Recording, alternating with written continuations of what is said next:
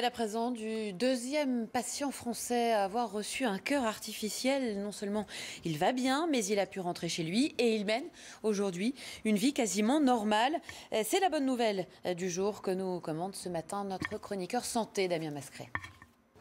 On vient d'apprendre que le deuxième patient à qui avait été implanté un cœur artificiel Carmat est rentré chez lui le 2 janvier. Alors c'est une excellente nouvelle car on le sait, le premier patient n'avait lui survécu que 74 jours, alors que le second a repris une autonomie à tel point qu'il peut marcher seul, qu'il est rentré chez lui avec ce dispositif d'environ 3 kg qui sera donc à sa portée.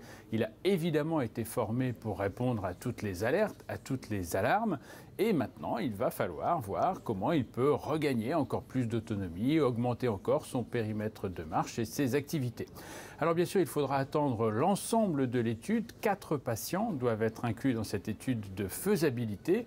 Et ce n'est qu'à l'issue de ces 4 patients implantés que l'on saura enfin si l'agence du médicament donne son autorisation pour un essai de plus grande envergure. Il faudra probablement une dizaine de patients, peut-être même une vingtaine, et surtout dans plusieurs centres en Europe pour savoir si ce dispositif a également un avenir pour les femmes, car pour l'instant, on n'a implanté que des hommes. Le dispositif, le cœur Carmat, est assez gros, assez volumineux, ce qui pose probablement des problèmes pour pouvoir les implanter chez les femmes. On estime qu'environ une femme sur 5 insuffisante cardiaque terminale pourra peut-être un jour bénéficier de ce cœur. Mais encore une fois, restons prudents. Certes, les nouvelles sont excellentes, mais il s'agit d'un processus industriel long et de validation qui, pour l'instant, n'a pas encore complètement abouti.